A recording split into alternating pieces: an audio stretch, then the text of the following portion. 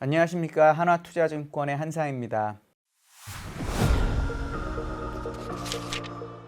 오늘이 방송이 나가는 날이 3월 31일, 아마 3월 달의 마지막 날이 될 것 같은데 4월 전망을 얘기 드리기 진짜 딱 좋은 날인 것 같습니다. 어떻게 딱 맞게 돼가지고요. 저희는 4월 달에는 올해 내내 약세였던 미국 증시가 어느 정도 다시 주도하는 기간이 될 수 있다라고 저희는 보고 있습니다.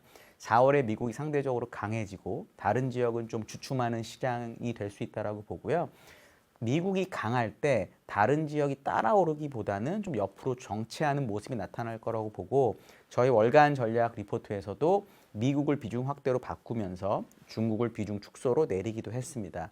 다만 이 모습이 5월, 6월까지 이어질 거라고 저희는 보지는 않고 4월 한 달 미국이 좋았다가 5, 6월에 한 번 더 떨어진 다음에 7월부터 미국이 본격적으로 좋아지는 그림이 나타나지 않을까라고 저는 생각을 합니다. 이유를 몇 가지 말씀드려야 되는데 첫 번째 이제 관세에 대한 얘기를 하고 싶은데요. 제가 이제 다음 시간에 관세에 대한 경제적인 이야기를 좀 많이 드릴 거긴 한데 요약을 좀 해보면 관세의 정치적인 뭐 여러 가지 역학관계를 좀 제하더라도 관세가 경제적으로 트럼프 대통령이나 미국 사람들이 원하는 경제적 효과를 낼 가능성이 별로 없다라는 점입니다. 그리고 이번에 FOMC에서 하나 행동을 보거나 사람들이 생각하는 경제적인 느낌을 보면 실제로 4월 2일에 관세를 매기고 관세가 발효가 됐을 때 연준이 됐든 재무부가 됐든 경제를 너무 나쁘게 만들지 않기 위한 어떤 정책을 쓸 것이라는 믿음이 있는 거죠. 저는 그렇기 때문에 오히려 관세가 발효가 되고 관세가 발표가 되는 게 불확실성의 해소로 사람들이 기대하지 않을까라고 저는 보고 있습니다. 그래서 이 경제적인 부분에 대한 거는 다음 시간에 좀 더 자세히 말씀드리기로 하고요. 또 하나는 이제 점도표하고 연준의 관계를 이제 좀 자세히 말씀드리려고 하는데 이번 3월에 FOMC를 보면 언론에서는 뭐 점도표가 별로 변하지 않았고 기준금리도 변경되지 않았고 뭐 앞으로의 전망치도 변하지 않았기 때문에 뭐 특별히 변하지 않은 FOMC라고 많이 해석을 하더라고요. 근데 저는 그걸 조금 다르게 봤습니다. 왜냐하면 점도표 자체, 올해 거 자체를 보면 전체적으로 금리가 약간 상향이 됐습니다. 무슨 얘기냐면 가장 낮은 금리를 주장했던 사람들이 2명이 있었습니다. 3.25, 3.5 이렇게 있었나 본데 이분들이 전부 3.75까지 다 많이 위로 올라와 버렸고요.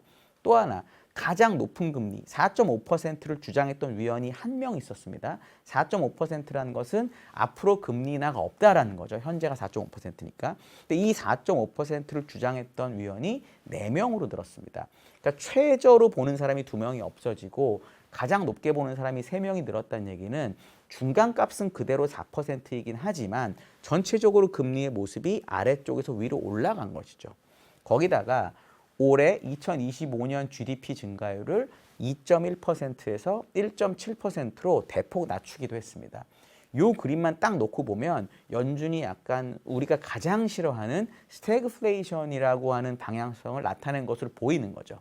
그러니까 여기서 그냥 끝났으면 아주 매파적인 FOMC라고 해석하는 게 맞았을 겁니다. 말은 별로 중요하지 않고요. 점도표가 나올 때는 숫자가 훨씬 중요한데 아마 되게 매파적으로 판단해서 주가에 악영향을 줬을 것 같아요. 근데 그날 이후 주가가 별로 나쁘지 않았던 것은 연준에서 국채 QT 규모를 250억 달러에서 50억 달러로 크게 줄여줬습니다. 그러니까 이걸 보면 알 수 있는 게 뭐냐. 작년에 바이든 정부 때처럼 FOMC에서 또는 연준이 뭔가 문제가 터지기도 전에 막 알아서 바꿔주고 이랬었던 정도는 아니겠지만 어떤 문제가 좀 심각해지거나 문제가 있을 것 같으면 경제를 활성화시키는 정도는 아니더라도 경기가 둔화되는 것을 막기 위한 정책을 쓸 거라는 걸 보여준 거죠. 사실 파월은 임기가 얼마 남지 않았고 트럼프 대통령 하에서 임기를 한 번 더 할 가능성은 극히 작기 때문에 사실은 나 몰라라 해도 된다라고 저는 보는데 그래도 미국의 그런 경제학자들이나 이런 공무원들이 자신들이 판단하기에 미국의 경제 상황이 관세 때문이든 뭐든 간에 물가는 좀 올라가고 경제가 나빠지는 상황이 온다라고 하면 그럼 우리가 할 일은 최소한 한 달에 200억 달러 정도의 추가적인 유동성을 투입해야 되겠다라고 결정을 했다는 거죠. 그럼 그렇게 결정하고 있는 위원들이 바뀌는 게 아니라면 정말 관세 때문에 큰 문제가 생기고 뭐 경제가 나빠지고 하면 어느 정도는 완충작용을 하는 정책을 쓸 거라는 겁니다. 그러니까 이런 부분이 시장에 어느 정도 알려질 가능성이 좀 높다고 보기 때문에 관세 발표가 그냥 불확실성의 해소로 해석되는 게 맞다라고 저는 보고 있습니다. 두 번째는 이제 상대 수익률이 되게 중요한데요. 유럽 대비 미국, 중국 대비 미국 상대 수익률을 보면 지금 마이너스 2 표준 편차까지 떨어져 있습니다.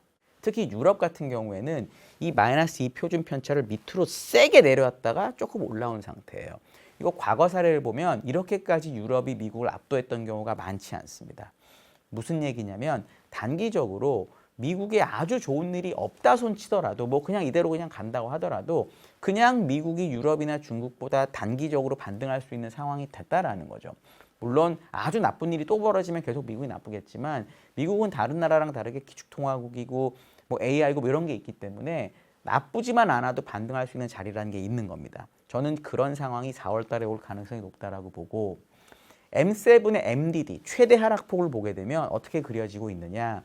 2022년에 물가 부담, 뭐 전쟁, 뭐 스태그플레이션 우려 여러 가지 때문에 S&P 500이 20%가 넘게 빠지고 나스닥이 거의 30%가 빠졌을 때 MDD보다는 지금 낮진 않아요. 그러니까 그만큼 빠진 건 아닌데 그때를 제외한 나머지 여러 번의 조정장이 있었거든요. 그 여러 번의 조정장의 MDD만큼 M7이 빠진 상태였습니다.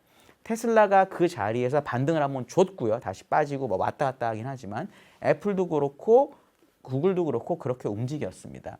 그러니까 지금 해야 될 일은 뭐냐면 지금의 시장이 관세 때문이든 경제 때문이든 완연한 약세장으로 갈 거냐 아니면 제가 계속 주장하는 5,300 하단에 13%짜리 조정이 될 거냐를 고민하셔야 되고 이게 조정이라면 현재 단계에서는 4월 한 달을 놓고 봤을 때는 빅테크랑 나스닥의 MDD가 과거 조정장만큼 빠졌다는 거를 확인하셔야 됩니다.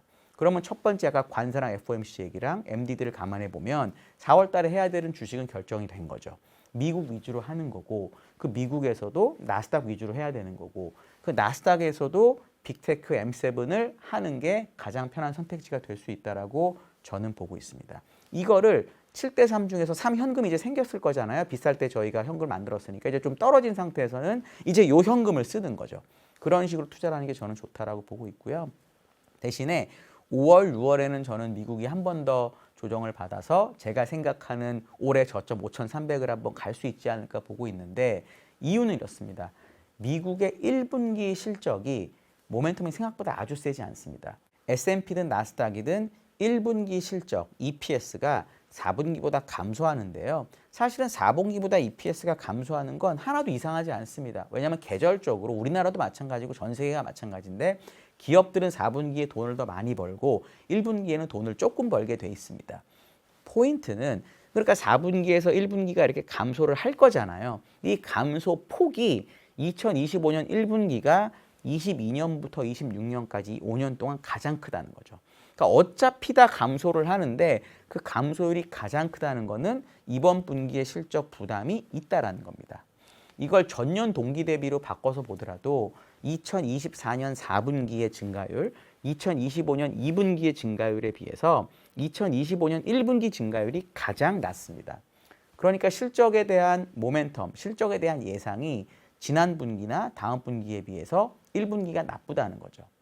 1분기 실적은 보통 뭐 4월 중순에 은행부터 발표가 되긴 하지만 가장 많이 몰려있는 건 4월 말에 실적 발표가 몰려있게 됩니다. 그럼 4월 달에 주가가 만약에 제가 뭐 맞고 틀리고는 항상 반반이라고 저는 생각하는 사람이니까 틀릴 수도 있고 맞을 수도 있는데 혹시 맞아가지고 운이 좋게 S&P 500이 6천 근처까지 6천 조금 넘게 되면은 그때는 이 상대적으로 부진한 1분기 실적이 부담으로 작용할 수밖에 없는 거죠. 그러면 예를 들어 100을 예상했던 실적이 조금 덜 나오거나 가이던스가 나쁘게 나오거나 하면은 5월, 6월 두 달 동안에 어떤 일이 벌어지냐면 애널리스트들이 실적 추정치를 낮추기 시작합니다. 그럼 실적 추정치가 낮아지는 기간에는 사실 주가가 반등하기는 어려워요. 실적 추정치가 낮아진 다음에 옆으로 기거나 조금이라도 반등할 때 실제로 사람들이 이제 주가 많이 빠졌다고 걱정하고 추정치 빠져서 걱정할 때가 오히려 바닥이거든요. 저는 그런 그림은 7월 달에 2분기 실적 발표할 때 나올 것으로 보기 때문에 2분기 전체적인 주가 흐름은 4분기에는 미국이 반등을 하고 5, 6월에는 좀 주춤하는 그림이 나오지 않을까라고 생각하고 있습니다. 이 아이디어는 절대 자신의 전체 돈을 갖고 하지 마시고요. 7대 3, 70 나는 어떤 주식 정말 훌륭한 주식 포트폴리오는 내버려 두시고 제발 요 30 현금을 갖고 얘기하는 거 있었잖아요. 요걸 가지고 요 전략을 한번 공부하셔가지고 찾아보면 어떨까라고 생각하고 있습니다. 요 4월 전략에 대한 거 질문을 주시면 요거 이제 좀 시차가 있을 수 있긴 하지만 만약에 타이밍이 맞으면 제가 답변을 꼭 드리는 방법으로 Q&A를 진행하도록 하겠습니다. 감사합니다.